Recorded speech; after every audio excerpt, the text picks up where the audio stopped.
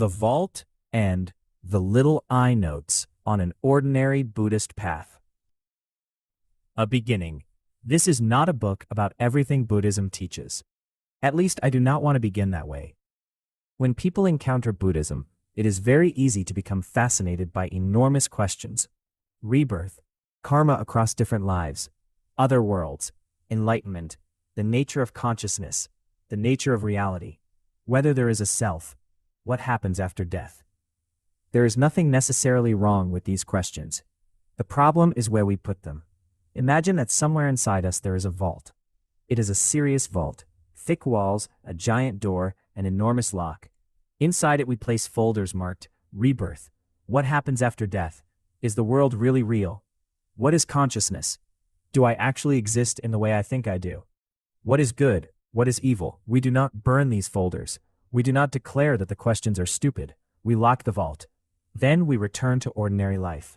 There is something surprisingly close to this attitude in one of the early Buddhist texts, the Kulam-Alunkiyavada Sutta, MN 63. A monk wants the Buddha to answer a series of metaphysical questions, whether the cosmos is eternal or not, finite or infinite, what happens to an awakened person after death, and so on. The Buddha compares this to a man who has been shot with a poisoned arrow, but refuses treatment until somebody tells him everything about the person who shot him, the bow, the arrow, the materials used, and so on. He can spend his remaining time investigating all of that, and die before the arrow is removed. This is very close to what I mean by the vault.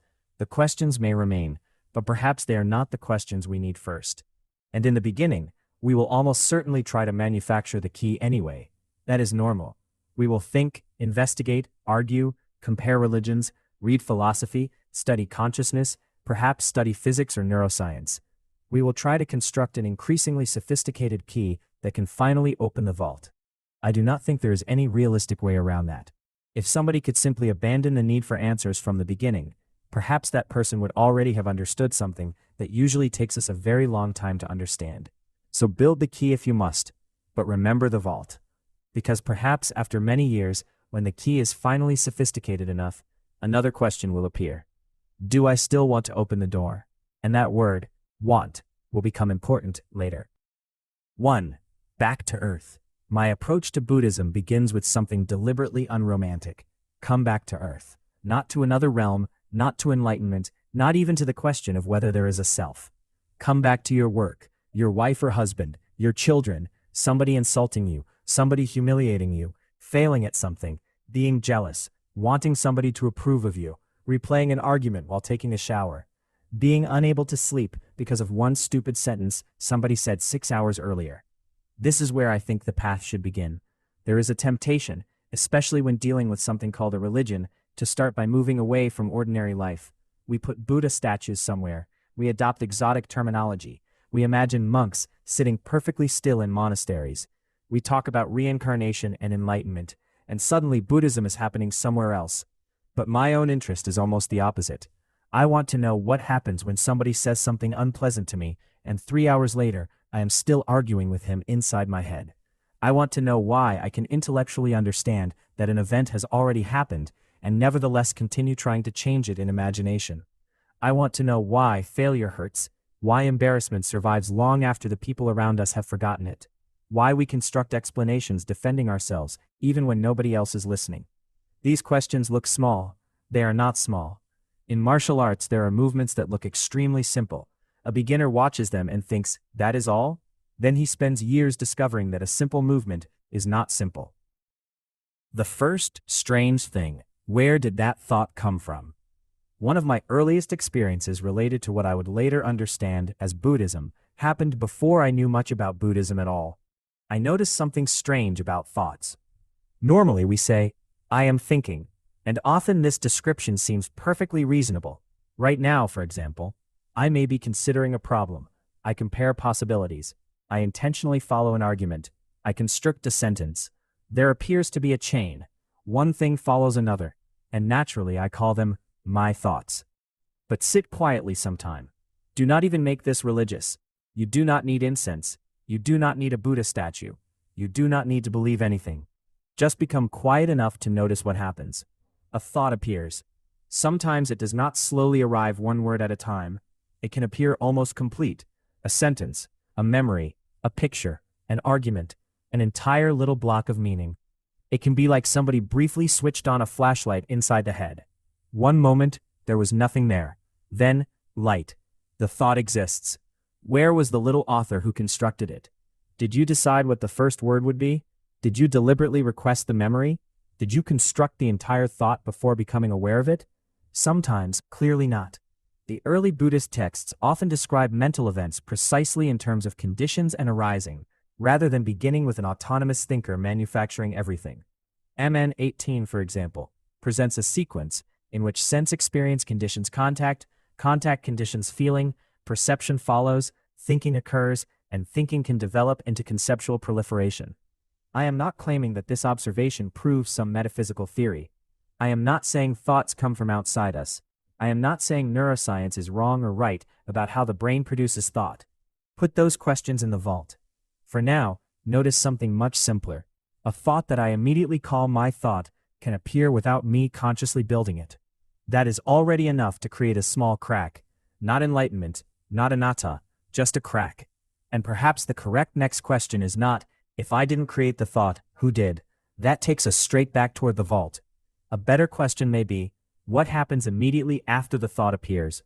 How does a mental event become my thought, my memory, my humiliation, my opinion, my fear, my life? 3. The little I. For a long time I have used my own expression for something I see operating inside experience. The little I. This is not yet a precise Buddhist technical term.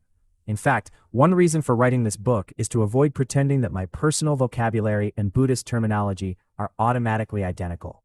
The Pali word anatta, Sanskrit anatman, means not self. It should not simply be translated as the little I. There are other early Buddhist terms that may be closer to the mechanism I am talking about. Ahankara, I-making. Mamankara, mind-making. Asmimana, the conceit or underlying sense, I am. Upadana, grasping, clinging, taking something up and holding it. An early discourse to Rahula asks how one can see in such a way that there is no I-making, mind-making, or underlying tendency to conceit, and connects this with seeing the aggregates without regarding them as mine, I, or myself. That vocabulary interests me enormously, because I-making sounds less like a little permanent object hidden inside the skull and more like a process. Something is being made. Something is continually being appropriated. This thought is mine. That insult happened to me. That achievement proves something about me. This person belongs to my world. This failure damages my image. And in ordinary life, this identification feels almost absolute, not 90%, not 99%. For the beginner, I would say practically 100%. That distinction matters. Sometimes Buddhist instruction is presented as, there is a thought, simply recognize that it is not you. But to the person receiving the instruction, there may not yet be any meaningful separation between the thought and me. The thought is not experienced as an object floating across an otherwise independent awareness. The thought is me. My memory is me. My history is me. My fear is me. My anger is me. My successes are me. My failures are me. So telling somebody, don't identify with it, may be like telling a beginning guitarist, just switch cleanly between the chords. Yes, thank you. That is precisely what the beginner cannot yet do. 4. The Headcrab. There is a useful image from the game Half-Life. A creature called a headcrab jumps onto a person's head and takes control.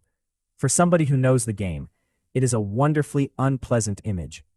Imagine something attached to your head that reacts, fears, wants, defends itself, and constantly talks. And because it has been there for as long as you can remember, you never say, the headcrab wants something, you say, I want it. You never say, the headcrab is defending an image. You say, I have to defend myself. You never say, there is anger happening. You say, I am angry. This image is useful, but it is also dangerous. The headcrab is not Buddhist doctrine, and eventually we will probably have to throw the metaphor away, because otherwise we can create a new fantasy. Somewhere underneath the evil parasite there is a pure, authentic, beautiful, real me, and Buddhism consists of ripping the parasite out. That can become just another form of I-making. So use the headcrab while it helps. Then discard it. The Buddha himself gives a famous image in MN 22 of the teaching as a raft. something useful for crossing, but not something to carry forever after the crossing has been made. A useful image is a tool. It is not reality. 5. Sit down and discover the problem. Now we come to meditation. I am not against meditation, quite the opposite. If I were teaching somebody Buddhism, I would probably give some form of meditation practice to almost everybody. It is one of the central tools, but I think people often misunderstand what the early experience of meditation is telling them. Imagine a very simple exercise. Sit upright. Relax as much as you reasonably can. Follow the breath. Perhaps use a common beginner's technique and count from 1 to 10. Then begin again. 1, 2, 3, 4. And suddenly you are back at work. Somebody said something irritating yesterday. You remember what he said. Then you imagine what you should have answered. Then you imagine how he would respond. Then you defend yourself. Then you prove that you were correct. Then you remember something similar from 5 years ago. At some point, where is the breath? Where is 7? You have no idea. This happens again and again and again. A beginner can easily think, I am bad at meditation. Then comes familiar advice, don't worry, thoughts are just clouds, watch them pass. I want to stop here, because this phrase can be useful later, but when given too early, it can hide the most important discovery. You cannot simply let the cloud go, because at this stage you are inside the cloud. You are completely involved. The interesting fact is not merely that you lost count.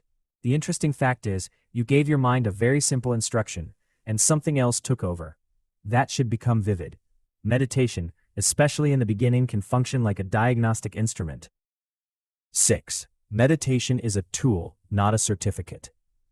But meditation does more than diagnose. It trains stability. It trains concentration. It trains the ability to remain with something. It can increase sensitivity to mental processes that normally disappear into noise. The Pali term samadhi refers to concentration or collectedness of mind. This matters enormously. But here's my claim. Being good at meditation is not the same thing as being transformed by the Buddhist path. A person may sit for hours. Perhaps the person can remain perfectly still. Perhaps the concentration is extraordinary. Perhaps the person experiences very powerful states. Then the person gets up. Somebody criticizes him. Immediately, anger, pride, cruelty, self-defense, jealousy, rumination. The question is not, can you sit? The question is, what happened when you stood up? There is a strong early Buddhist basis for this distinction. In MN 26, the Buddha describes how, before his awakening, he trained under Alara Kalama and Uddaka Ramaputta and mastered very advanced contemplative attainments. Yet he concluded that these attainments did not themselves lead to the complete goal he was seeking. Again, the lesson is not that concentration is useless. The lesson is that concentration by itself is not liberation. The Eightfold Path speaks not merely of concentration, but right concentration, Samma Samadhi. MN 117 explicitly describes noble right concentration as supported by the other factors of the path, including right view, intention, speech, action, livelihood, effort, and mindfulness. Early Buddhism also repeatedly connects ethical training, mental cultivation, and wisdom. AN 3.90 calls them the three trainings: higher ethics, higher mind, and higher wisdom. And AN 5.24 makes the relationship even more direct. Deficient ethical conduct deprives right concentration of its supporting condition. Ethical conduct supports concentration, which supports seeing things as they are, which in turn supports dispassion and liberation. So somebody can become impressive at a technique. That is not nothing. But Buddhism is not an Olympic competition in sitting still. 7. The fight. At the beginning, I think there is inevitably something that feels like a fight. I know that this language can sound unfashionable. People prefer accept, observe, let go, do not resist. But these may describe capacities that the beginner does not yet possess. At first, you discover that there is something happening in your mind that causes suffering, and you do not know how to stop participating in it. Naturally, you struggle. You attempt to suppress thoughts. You attempt to concentrate harder. You become frustrated. You return. You fail. You return again. This struggle itself is not the final form of practice. But pretending that the struggle does not exist can be dishonest. Interestingly, MN 20 does not teach one universal passive technique for every unwanted thought.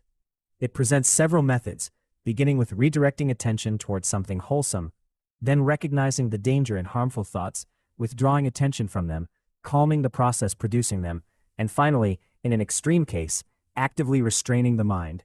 So, just watch the clouds is not an adequate summary of the early tradition either. Different conditions may require different tools, but there is also a danger in the language of fighting. If I imagine, I am the good person and somewhere inside is the evil little I that must be murdered, I have probably constructed another wall. So perhaps fight belongs mainly to an early phase. You fight because you do not yet know another way. Eventually, even the enemy may have to disappear. 8. Rumination. Building the walls. Now we come to something completely ordinary. Rumination. Earlier I sometimes called this reflection, but that was not the English word I wanted. Reflection can be useful, deliberate thinking. Rumination is the loop. Something painful happens. You fail. Somebody humiliates you. Somebody laughs at you. You make a mistake. You lose. And instead of simply allowing the event to remain what it is, the mind begins working. Why did that happen? Why did he say that? He was wrong. I should have said this. Actually, if you think about it, I was correct because maybe he thinks, next time I will. And round we go. I have begun to think about this as building walls. During life we build an enormous internal defensive architecture. Something hurts us. We construct a path of reasoning that protects us. Then something similar happens. We reinforce the wall, another logical chain, another explanation, another interpretation. And there is something especially important here. The purpose of the chain is not necessarily truth. Often the chain continues only until we arrive at a point where we feel relief. That is where the reasoning stops. This is worth observing. When you replay an argument for the 20th time, ask, am I honestly investigating what happened? Or, am I looking for the root that makes me feel safe again? These are very different activities. Early Buddhism has a term that may become useful here, papancha, often translated as conceptual proliferation. MN 18 gives a sequence in which experience leads into perception and thinking, after which proliferation develops and can come to be set a person in relation to past, present, and future experience. I do not want simply to say, rumination equals papancha. That would be too easy. Papancha is broader. Our walls probably involve several processes: conceptual proliferation, clinging, views, I-making, mind-making, craving, and the underlying sense, I am. But rumination is a very good ordinary doorway through which these more technical Buddhist ideas can eventually be approached. 9. Pain is not yet the problem. When you fail at something, sometimes the correct response is extremely mundane. You failed. Accept it. Practice. Try again. If I am bad at something, no philosophical explanation will replace training. But completely accepting failure is surprisingly difficult. Pain appears, and immediately we begin constructing something around it. This is one place where meditation can help, not necessarily by making pain disappear, rather by making it possible to recognize it sooner and more distinctly. At first, pain feels like an emergency. Run, defend, explain, attack, hide, build a wall. With practice, something may gradually change. The pain can become information. There, that hurt. Why? Not as abstract psychoanalysis, as immediate experience. And over time, you may become quicker at noticing what follows pain. This is very different from saying that suffering is imaginary. I sometimes use the old image of entering a dark room and seeing a rope on the floor. Because the room is dark, you think it is a snake. The fear is real, the bodily reaction is real, but the interpretation is wrong. The point is not, nothing happened. The point is, look more carefully. Likewise, Buddhist dukkha should not simply be translated as imaginary suffering. It is broader and more serious than that. But our relationship to pain can contain enormous amounts of additional construction. That construction is something we can begin to see. 10. The monastery and the street. There is another danger in practice. Imagine somebody living in very protected conditions. Few conflicts, few strangers, few humiliations, few opportunities for somebody to attack the person's status. Perhaps the mind becomes calm. Perhaps rumination becomes rare. Then the practitioner concludes, I am free of this.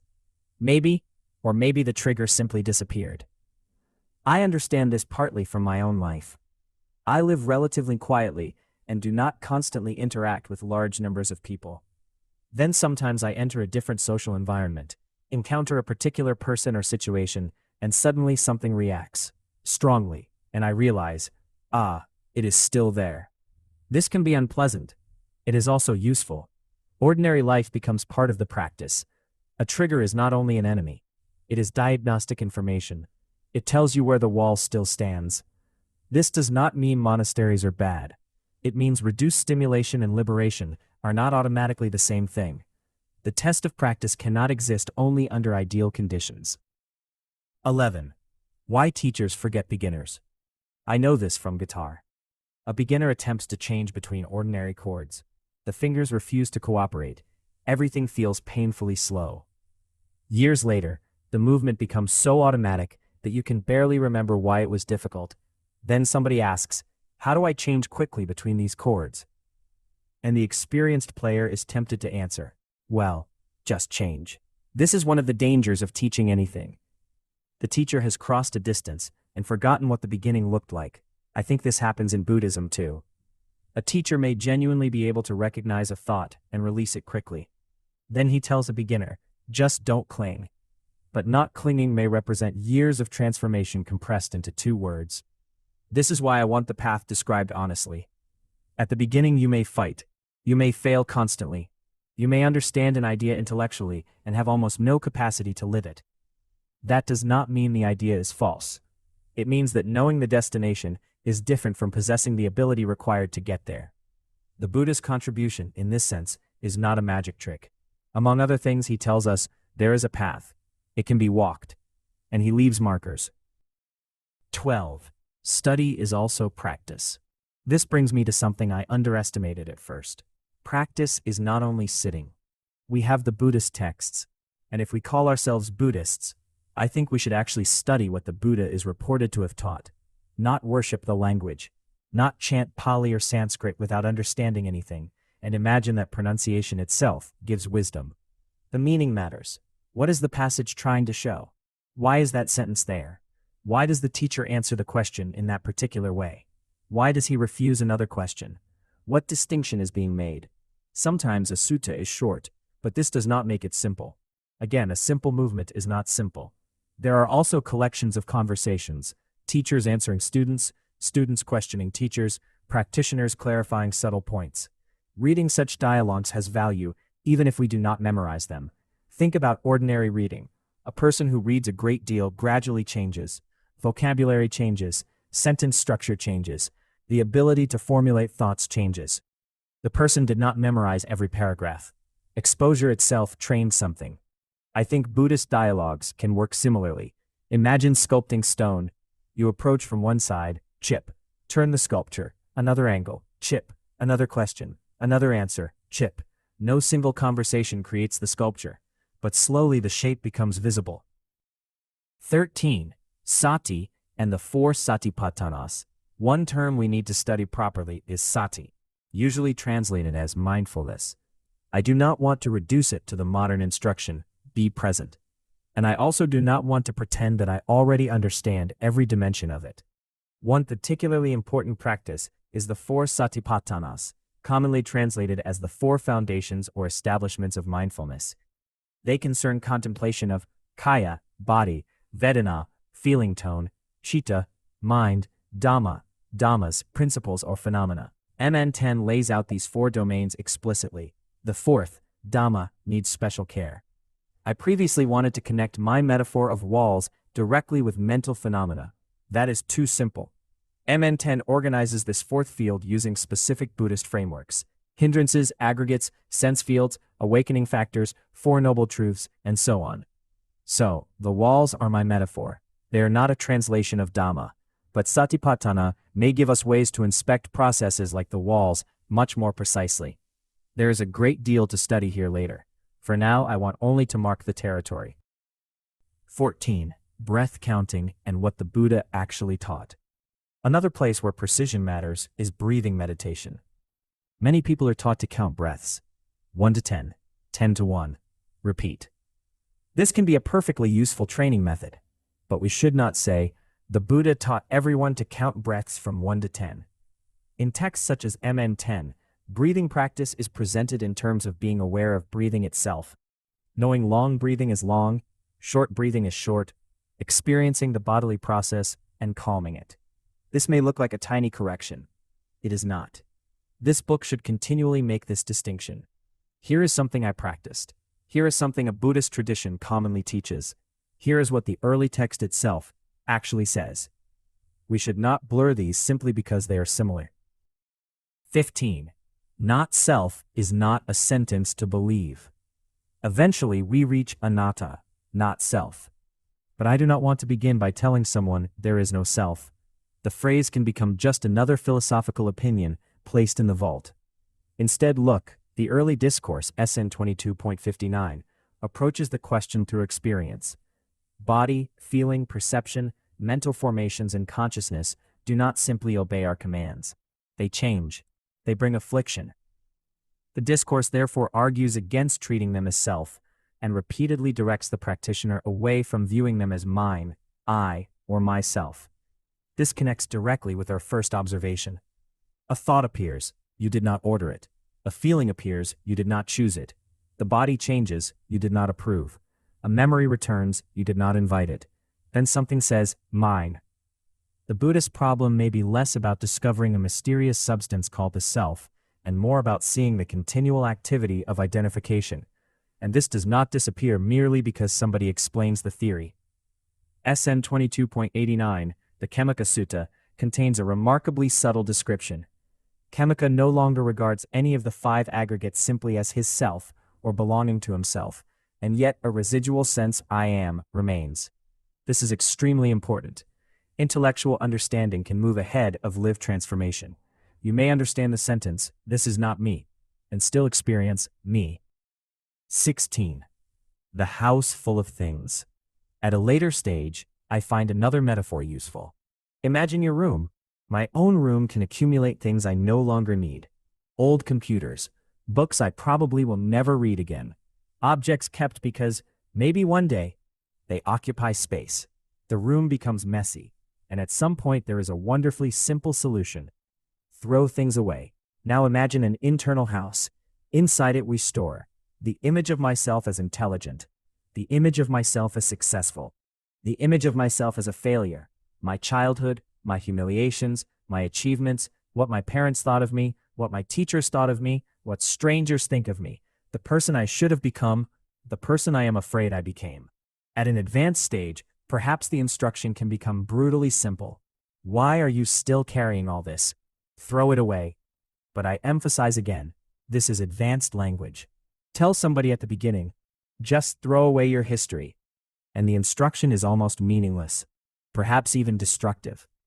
The person is still completely identified with the furniture. So we return to sequence. First see the room, then see the objects, then understand why each object is being protected. Only much later can throw it away become a practical instruction instead of a slogan. 17. The enemy eventually disappears. Earlier, I called the little I an enemy. I spoke about fighting it. I even used the metaphorical language of killing it. I do not mean physically harming oneself. And ultimately, I do not even think killing is the best description of what happens internally. At first, me versus it. Later, that division itself becomes suspicious. The brain is not an alien creature. Thought is not an alien creature. Memory is not an alien creature. Creativity does not need to disappear. I am a programmer. I write Java. Thinking is useful. I play electric guitar. I improvise. Improvisation depends on a kind of flow in which thought and action can move with remarkable freedom. The goal cannot simply be to destroy the machinery that thinks. Something subtler has to change. Perhaps the headcrab eventually stops being a headcrab. Perhaps there is simply thinking, creating, remembering, responding, without every event being recruited into the endless construction and defense of me. At this point, words such as dissolve, integrate, or release may be more useful than fight. But again, do not steal the language of the later stage and use it to pretend the first stage is easy. 18. And then the vault again. Eventually, we return to the vault. It has been there the entire time. Perhaps we have even spent years constructing the key. Reality, death, rebirth, consciousness, existence, the ultimate nature of the world. Now we stand in front of the door. And something has changed. At the beginning, the central question was, what is the answer? Later, another question may become possible. Why do I need the answer? And then, who needs it? And then we encounter the word we noticed much earlier, want. What is this want? What exactly would happen if the vault remained closed? What would be threatened? What part of me demands certainty? Is this search for truth? Or somewhere inside the search is another wall? Perhaps we open the vault. Perhaps we do not. I do not yet want to answer that question. For now, it is enough to know where the vault is, and to know that while we were trying to manufacture its key, something much closer was happening all the time. A thought appeared, a feeling appeared, pain appeared, I appeared, mine appeared, and almost before we noticed, we were building the next wall. Working glossary. Anatta, not self. The characteristic that phenomena should not be regarded as a permanent, controllable self. Ahankara, I-making, the process of constructing experience in terms of I. Mamankara, mine-making, appropriation in terms of mine. Asmimana, the conceit or underlying sense I am. Upadana, clinging, grasping, taking something up and holding it. Tanha, craving. Dukkha, suffering, stress, unsatisfactoriness broader than ordinary physical or emotional pain. Papancha, conceptual proliferation, the expansion of experience into proliferating conceptual constructions. Sati, mindfulness remembrance, a term whose exact practical meaning we will study in more depth. Satipaṭṭhānas, the establishment application of mindfulness, traditionally organized around body, feeling, mind, and dhammas. Samadhi, concentration, collectedness, unification of mind. Samma samadhi, right concentration, concentration functioning within the larger Noble Eightfold Path. Sila, ethical conduct. Panya, wisdom or discernment. Early text to return to. MN 63, Chulamalunkyavada Sutta, the Poisoned Arrow Discourse, essential for the vault. MN 18, Madhupindika Sutta, a crucial text for perception, thought, and conceptual proliferation. MN 20, Vitakasantana Sutta, several practical strategies for dealing with unskillful thinking, useful as a corrective to the idea that Buddhist practice always means passively watching thoughts. MN 26, Aryapariyasana Hasarasi Sutta, the Buddhist training under previous teachers and his conclusion that advanced contemplative attainment was not itself the final liberation. MN 10, Satipaṭṭhānas Sutta, the Four Establishments of Mindfulness. MN 117, Mahachatarisaka Sutta, especially important for understanding right concentration as embedded in the other factors of the path. SN 1821, Anusaya Sutta, I-making, mind-making, and the underlying tendency to conceit. SN 2259, Anattalakkhana Sutta, a foundational discourse on not-self, change, affliction, control, and identification. SN 2289, Kemaka Sutta, extremely important for the distinction between no longer holding an explicit identity view and the subtler residual sense I am. AN 390, Three Trainings, Ethics, Higher Mind, and Wisdom as Complementary Dimensions of Buddhist Training. AN 524, Dusila Sutta, the relationship between ethical conduct, right concentration, seeing clearly, dispassion, and liberation. A note to the reader. I am not presenting myself as an enlightened person or as an academic authority on Buddhism. This book is an investigation. Some things in it come directly from my experience. Some are metaphors I use to understand that experience. Some correspond closely to early Buddhist teachings.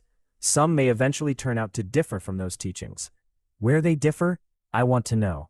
The purpose is not to make the Buddha agree with me. The purpose is to look carefully enough that neither my own experience nor the teaching is flattened into a slogan. There is a great temptation to begin Buddhism with enormous answers. I would rather begin with a much smaller event. Sit quietly, wait. A thought appears. Before doing anything else, look at it. Where did it come from? And what happens when you say, mine?